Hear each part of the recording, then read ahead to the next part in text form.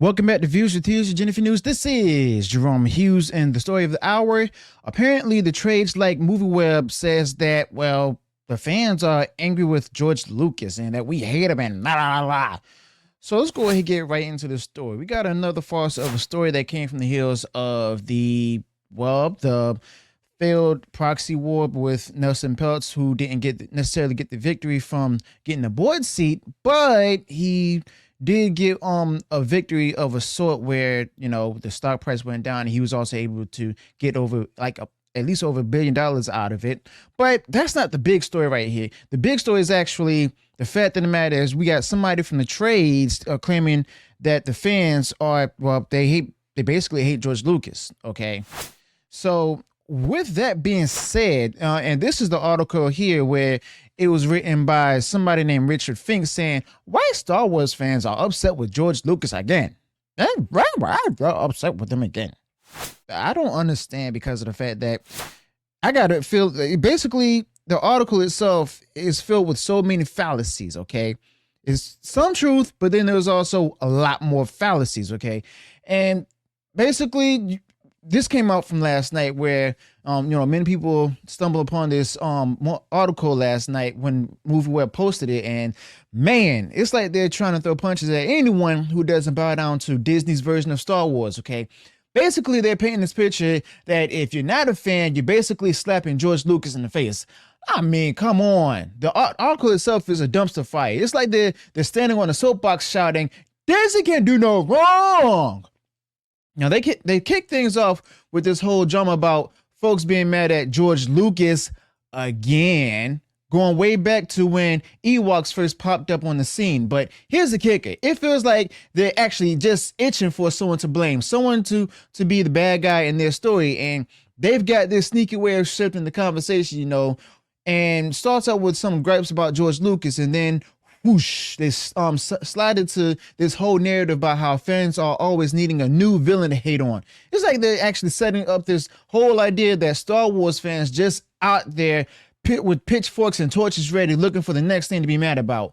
But that's far off, though. But the way that they tell it, it's all a bit rich, like they're actually reaching. They're saying that you're not all in on Disney Star Wars and stuff, then somehow you're against George Lucas himself. All right, that's their big angle. They're actually trying to make it sound like anyone who's got a big beef with how Disney's running the show is just looking for trouble. And it's like, hey, look over here. These fans just can't be pleased. They're always on the hunt for the next boogeyman. That's the line they keep pushing. But honestly, it feels like they got a lot of smoke and mirrors to divert from. That's the real conversation itself. All right. So basically, the article starts out with this vibe of we're all mad at George Lucas, which might have a tiny bit of truth because nobody's perfect, right? But then do we really hate him? Heck no. What matter of fact, what we're really upset about is that what Disney's done in the Star Wars world that George Lucas created and brought to life, okay? And then this guy, Richard Fink, writer for the article for MovieWeb, and he's trying to summarize the whole drama like this. For first point, where apparently fans have always been mad at George Lucas for his creative choices, and even though he's the genius behind Star Wars and Indiana Jones. But also, let's not forget the real let's get real for a second. Not all fans have been angry at or against George Lucas's decisions. Actually, a lot of us who actually grew up, got familiar with, or even grew up with the original trilogy, pretty much loved everything about it. I mean, yeah, not everyone was a fan of the Ewoks, but that's hardly a reason to start hating George Lucas. All right. So, and about the success of Star Wars and Indiana Jones, absolutely, they are legendary. The originals, okay? The original Star Wars trilogy was top notch and nothing beats it. Sure, there's like other movies like Dune, and then there's also Lord of the Rings, but and even Indiana Jones, but they can't really knock Star Wars off that top spot. All right. And despite some backlash, the Star Wars prequels and the Disney Star Wars sequels still raked in a ton of cash and brought in new fans. All right. And that was basically, it was all based on nostalgia. the hype from the originals and everything that was in theaters back in 1977. Okay, then that broke records at the time, where worldwide box office, where that movie became the movie of the year. All right, and then like so following after that, other successes with Empire Strikes Back and Return of the Jedi, and then the prequels came in and stuff, but the Disney sequels also, but people got really amped up for that because of the fact that, it was based on nostalgia, especially Disney when they brought back the trailer showed R2-D2 as well as Chewbacca and even Han Solo. Okay. But let's not get off the task of that, where the movies, yeah, they still raking a lot of cash, but the merchandising, it didn't really go so well. Okay. But the Star Wars prequels did hit off with, what many would say the younger crowd, but basically it's people of my generation, the millennials, the older millennials, younger millennials stuff, though they didn't really quite charm the folks who grew up with the original movies and stuff. And there's a bunch of fans who really like the prequel trilogy because they grew up with it. But let's be honest, though. Okay, let's be honest. They're not as numerous as the fans of the originals. And also, when the prequels dropped in 1999, Star Wars wasn't the giant it was back in the 70s and the 80s. And people came out for the Phantom Menace scratching their heads, confused and not really sure what to make of it. Like Jar Jar Binks midichlorians, or why Yoda looks so weird. And not to mention the whole political stuff that was featured in the movie and everything with the Senate and stuff. And they just don't feel like the Star Wars that they knew, which is understandable. And I'm gonna have to agree with them because I did watch the sequels and stuff late in my adult years and stuff. But those movies still made money because, well, it's Star Wars and the hype was real. Same story with The Force Awakens, as well as the Rise and as for Rise of Skywalker, the Rise of Palpatine, and Solo, not so much. Solo actually barely made a dent in the box office, and Rise of Skywalker, it made money, but it still had bad reviews and did worse than the first two Disney sequels and stuff. It wasn't far behind financially speaking, but the recent Star Wars films and shows aren't even pulling the crowds they used to. It's not like George Lucas, who fans are upset with. It's actually Disney that's what they've done with the franchise. It's all based on the nostalgia, like I said, from the original Star Wars films from the 70s and the 80s. So another point is that about George Lucas backing Disney and Bob Iger. Some folks think this means fans should hate him, but that's a bit too harsh. Now, I don't hate George Lucas for, what they say him siding with Disney, or so they say. I just don't agree with it. He's probably did it because he thought it was the best move for his wallet if he really did it. And he's not a diehard Star Wars fan like us. He's the guy who made it. And George Lucas looks at it differently because he's a part of the big Hollywood scene, or used to be. I understand his choice, but I'm not a fan of it. Or someone was possibly making that decision to support Bob Iger for him. However, it doesn't change my respect for what he achieved with the original Star Wars trilogy. And as for the prequels and the sequels, they weren't George Lucas's doing. So I don't get why why MovieWeb is dragging them into this mess. All right. And the article is saying George Lucas has upset fans again. Now, this dude actually created Star Wars and Indiana Jones, huge hits that millions of people love. But now some people are calling him the worst thing to ever happen to Star Wars. Now, that's not fair. Okay, first off. And also, Disney is the real problem here. Now, sure, George Lucas made Star Wars and helped make Indiana Jones and other stuff people still love, but he's been getting a lot of flack, especially after those Star Wars prequels and the Indiana Jones movies that came out in the 2000s. But look, it's fine to actually criticize, and that's what critics are for, right? And it's okay to not like some of his work, but hating George Lucas, nah, that's too much. And honestly, it's also a big lie. And if it wasn't for George Lucas and Dave Filoni making that Clone Wars series, people still have a bad taste from the prequels, all right? And that show only really turned things around, and George Lucas got it handed to him, but just looking at the prequels by themselves, I'm not much of a fan. Okay. Now, the article does go on about how fans always need someone to blame.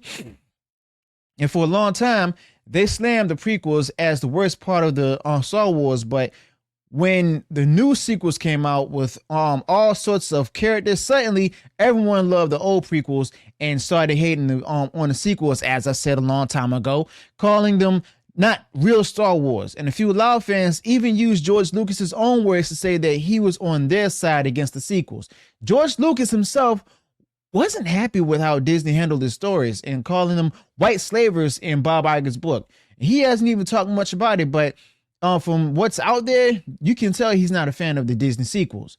And also that's what got all of us to speculate to if he really actually meant to go ahead and support Bob Iger. Was it a financial move, or was someone else doing the bidding for him and stuff? Could have been his wife or somebody from JP Morgan Chase. I don't know. Let me know your thoughts about that in the comments below as well.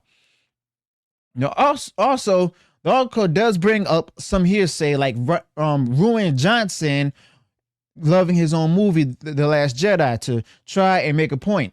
But honestly, George Lucas has often criticized the Disney Star Wars way more than he's praised it. So they're barking up the wrong tree there. And they also get into this whole big corporate battle involving the Disney shareholder Nelson Peltz, like it was some kind of epic showdown of Star Wars itself. Now, we all saw the results from that and kind of disappointed, but not surprised. Now, Nelson Peltz, who's known for his strong opinions against woke media, got George Lucas's support, which shocked many who thought George Lucas would want nothing to do with Disney after he messed up his creation. All right. Now, the article says some fans now hate George Lucas for backing Disney. But I mean, come on, show me one person who really says that. Sure, I felt down by George Lucas at the time, but that's because he's not living up to the hero some of us thought he was. And there's also stories about him being tough on people close to him, including from his ex-wife, and not all are flattering, but he tends to surround himself with yes men, basically, which didn't help when it came to making the truly great movies of the original trilogy. And he didn't do that on his own. All right. Now, the writer also of the article seems to think that it's the vocal minority who are upset, but it's clear a lot of fans are not happy with where Star Wars is headed. And you know what? I'm thankful for what George Lucas created, and sure, but that doesn't mean I have to like everything that's come out since. And from what I see in here, I'm not alone in that. And also, vocal minority. I mean, vocal minority merchandising seems to give a different view on who is the vocal minority. Seems to me what you think is a vocal minority is now the vocal majority. All right. And let's not forget, as I've stated before, George Lucas often spoke out against what woke Disney put out there with the Star Wars sequel trilogy, especially under Kathleen Kennedy and Bob Iger. All right. But I do digress, and everyone knows that George Lucas is the guy behind Star Wars, which pretty much everyone loves. But not everything George Lucas did was a hit. Back to the Ewoks from the '83 movie, where a lot of folks weren't even fans. But that doesn't mean people hated George Lucas himself. I mean, that would be crazy. And then there's also Kingdom of the Crystal Skull. I'll admit it, at first, I thought it wasn't bad. But then I watched it again, and I'm like, why? You know? But that doesn't mean people hated on George Lucas. And then there's also other Star Wars stuff like the Clone Wars movies. People really didn't like those. But they didn't hate George Lucas. And it's also crazy how far they're stretching the truth and creating their own story. And they also point out George Lucas didn't openly criticize Disney when in reality he is, but that's just twisting the facts, okay? Now, George Lucas himself has been pretty clear about his feelings. And in an interview back then, he complained about how The Force Awakens just rehashed the old ideas. And that's something else that we also noticed too.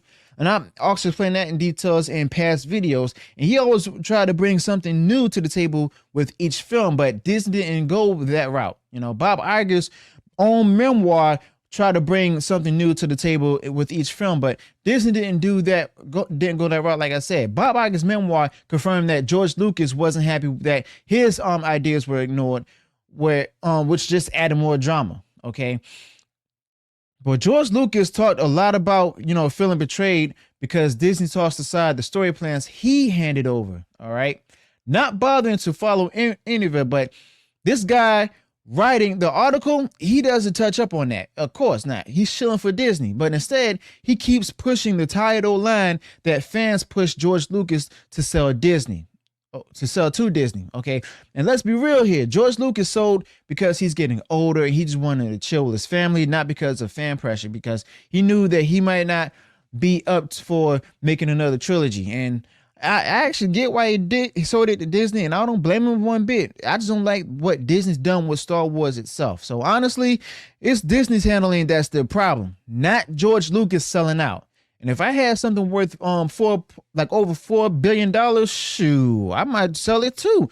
If I've been running it for 40 years, or if I wanted to, I can take that money that was paid to me for it, buy it back, and then hand it off to somebody who I actually trust to actually run things properly instead of Kathleen Kennedy. More like Jon Favreau, okay? But what's really annoying is how Disney's ruining Star Wars, and if they keep going this way, nobody's going to care about it soon, except for the stuff that George Lucas himself made. And let's not forget, just about yesterday, Bob Iger also, it was reported that Bob Iger stated that, he wasn't, like, the company of Disney is going to go into woke stuff anymore.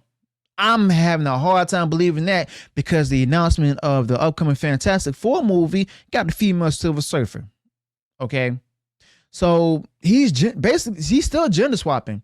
So he's lying. And I don't trust the word of Bob Iger when he decided to go ahead and put the different content out there. But other than that, this whole article with MovieWeb and stuff, as well as Richard Fink, whole bunch of hogwash. Okay, so let me know your thoughts about this in the comments below. Also, be sure to touch up on any ideas or things on this topic that I didn't include in this video. If you enjoyed what I shared in this video, go ahead and smash the like button, share far wide across social media. And if you haven't done so already and you enjoyed all the content that I put out there, go ahead and subscribe to the channel, click the bell notification, so that way you notify the future uploads and updates. Until then, peace.